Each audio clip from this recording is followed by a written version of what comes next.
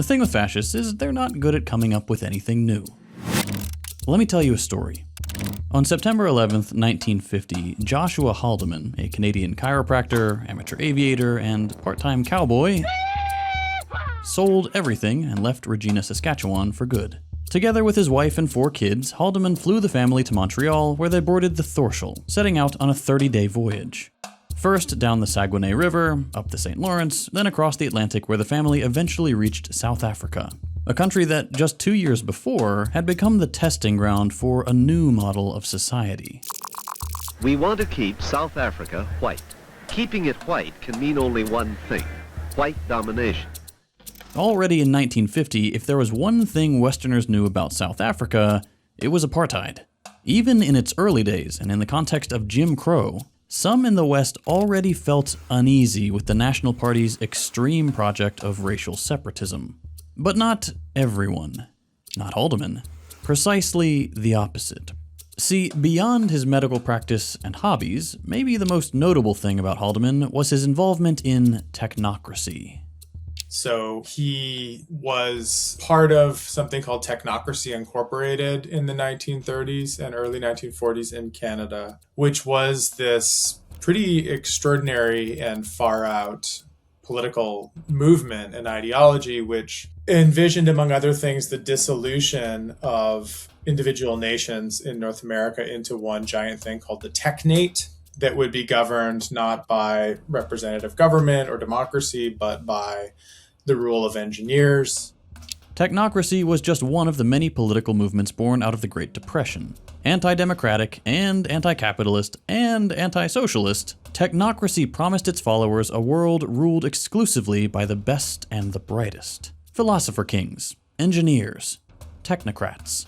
People actually capable of harnessing technology to deliver society through mass automation and prosperity for all within an entirely self-sufficient continental fortress. And Haldeman was at the center of it.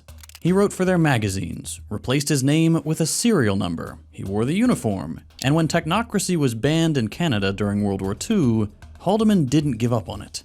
If Canada wasn't ready for technocracy, he would find out who was. And that was South Africa. Even though in practice apartheid South Africa was a racial police state, nothing fancy, it rivaled Technocracy Inc.'s sci-fi ambitions. The best example of this is probably the Book of Life, a state-of-the-art IBM mainframe commissioned by the National Party that would allow the central government to track with a single digital registry everything about a person's life, from their birth certificate to all their known addresses, firearm permits, and most importantly, their race. Now, this is trivially easy to do today. Every tech company and government out there basically already does. But for the 70s, this was cutting edge. And it had a specific goal.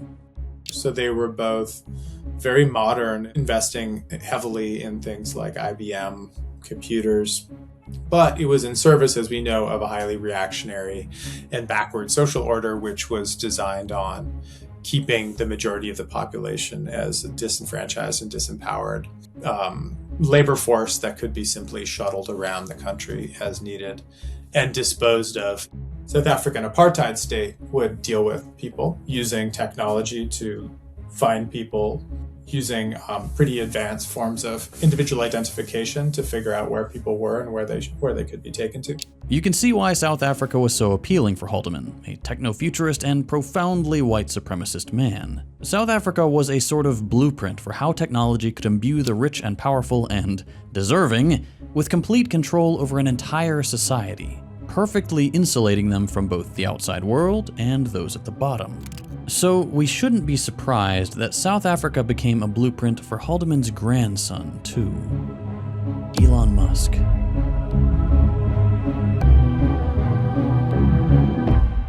Okay, friends, quick sponsor drama for you. I want to make sure I respect your time, so if you're not interested in the juicy details or supporting the channel, feel free to skip ahead to this timestamp. Those of you who've stuck around, thank you. As you probably know, for the past about 2 years now, we've been working with Aura. I have praised them for being a good service and for having the guts to sponsor a channel like ours, which most other sponsors won't touch. Last week, every creator working with Aura got a corporate email out of the blue that basically said, hey, Instead of this fair deal that we've had for the past multiple years, we're changing it so that we make all the money and you get nothing. XOXO corporate.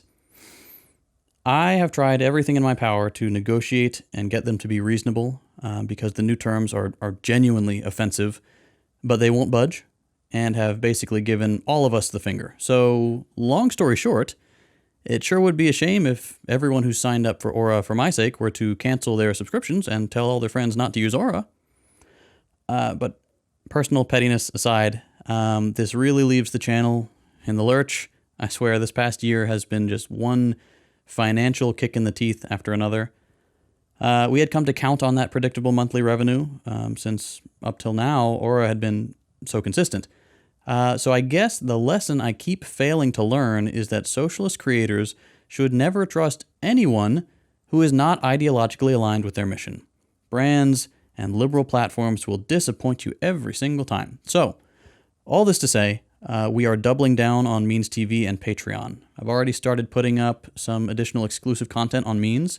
Right now, we've got Second Thought After Dark companion episodes for each of the last few uploads. They're a lot of fun. And then I'm also strongly considering finally pulling the trigger on making the multi-hour propaganda masterclass I've been thinking about for a couple years.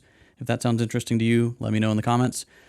We've had enough of the corporate nonsense here at Second Thought. I think it's time we actually do the socialist thing and build our own vision of the future. And that means direct support for the channels we care about and coming together to build the best media ecosystem we can. If you're a fan of Second Thought, please do consider signing up for Means TV using any of the links in the description. I've got a 20% off discount for you or 50% off for existing patrons. If you're not interested in Means, consider tossing us a few bucks on Patreon. You get a bunch of cool perks there too. And finally, if you're a socialist content creator, get in touch. Send me an email and let's talk about getting you on Means TV. It's time we took matters into our own hands and supported each other here. So thank you for taking the time to listen, and thank you especially to everyone who chooses to support what we're doing here at Second Thought. This channel, now especially, would really not exist without your support. All right, back to the show. The world Elon is trying to build is not all that different from what his predecessors dreamt of. His vision of the social order that will accompany his business empire is one in which there is a kind of cleansed community, an ethnically cleansed community, so mass deportation of a scale that has never been attempted before, quite similar to that of the far right around the world. But also the complement to that, and this is where it gets Muskist, is what we call in the book cyborg conservatism. When we talked to Quinn, it was to get a better sense of what all these AI tech people think about the future and where they want society to go. And in a way, they haven't really innovated on Haldeman and his peers at the National Party. Cyborg conservatism, or what Quinn and his co-author Ben call Muskism, is really just a reboot with updated tech. And we should be a bit worried because, unlike Haldeman, Elon has actual global power as the world's lead billionaire. 100 years ago, when the richest man in the world wanted to change society, he did. What he accomplished helped men put the burden of work on machines and broke the barriers of space and time, of isolation and distance. Henry Ford gave us Fordism, a half-century of mass production on the one hand and mass consumption on the other. It seems basic, but Henry Ford's idea that workers should be able to reliably consume the products of industrialization fundamentally altered almost everything else in society, from gender roles and ideas about the family, to where people lived and what infrastructure we should prioritize, to what people's vision of the future looked like. One powerful man's decisions about how he ran his company ended up transforming the entire social contract for generations. He also tweets a lot. Elon Musk, ladies and gentlemen. And Musk's bet is that he can do the same. But instead of decent wages and cars, his pitch is pure dystopia. The purpose of X.com and the purpose of Grok, the AI chatbot he's built on top of it, and XAI, the AI company which now owns X, Grokopedia, all of the other new attempts to replicate actually the social media world that has become so naturalized in the last 25 years, is to create an alternative digital ecosystem in which Muskism, namely white supremacy and male supremacy, and some kind of ethno-nationalist sorting out of populations becomes second nature and the baseline reality. Elon, as we all know, is a big fan of far-right politics. But Musk's vision for the future is different from the traditional far-right in that he begins from a place of digital existence. Reality isn't really in the physical world, it's primarily mediated through technology. So when he thinks about social order, it's not just like humans walking down the street. Musk thinks of us as a society that has nearly completely merged with the internet. We are effectively already a human-machine collective symbiote. We're like a giant cyborg. That's actually what society is today. And unlike, say, a sane person, Musk's goal isn't to preserve our physical, social lives. He thinks the solution is for us to melt into the machine. So I think if we can effectively merge with AI by improving that the neural link between your cortex and your digital extension of yourself, which already, like I said, already exists, just has a bandwidth issue, and then effectively you become an AI human symbiote, and if that then is widespread with anyone who wants it can have it, then we solve the control problem as well. We don't have to worry about some sort of evil dictator AI, because kind of we are the AI collectively. That seems like the best outcome I can think of.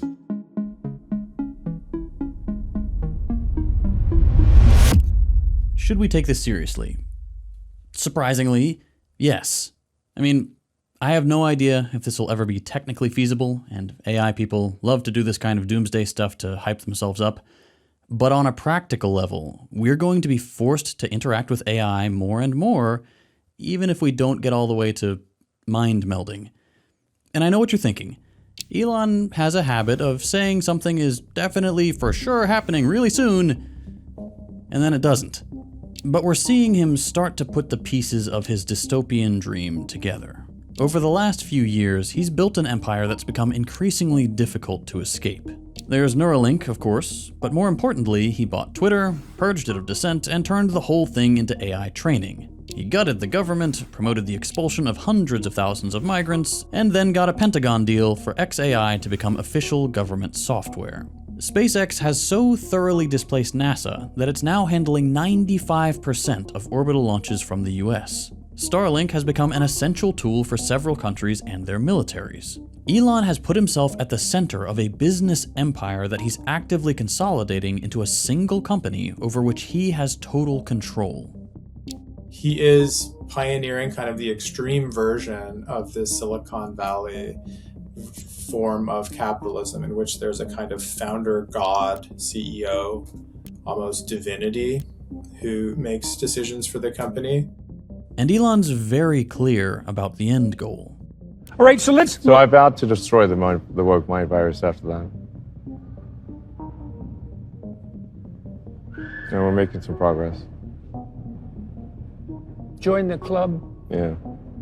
So when people did Me Too, when people did Black Lives Matter, when people did things like the Arab Spring revolutions, these were all ways that people were using digital connectivity to try to reframe social hierarchies, right? To Musk, these are all bugs in the social system. And the point of Muskism as a social contract or order is to find, locate, and eliminate those kind of disruptive bugs. Elon's goal is to curate a new reality online purged of any demand for social and economic justice. His bet is that as we become more dependent on the internet and AI, by force, that he'll get to control his networks and hold on to political power. Specifically, his goal seems to be creating a white supremacist empire with himself at the helm, ensuring that it can be defended with his missiles, running on his satellite network, powered by his AI software, and who knows, maybe even policed by a robot army that he personally controls. Now, it's clear he's convinced himself that this isn't dictatorship because AGI or whatever. But the only outcome of this system is going to be crushing inequality and complete environmental destruction. There's no going to Mars or personal robot butlers for everybody, just one pathetic man reheating his grandpa's racist fantasies. How wonderful capitalism is that this sociopath has become its greatest victor. How lucky we are that the free market has elected him to be our god. I'm not saying it's over for us. This man is reviled, and any day now, his stock could tank even more and the whole thing comes crashing down. My concern is that our leaders don't seem to mind the mega AI future.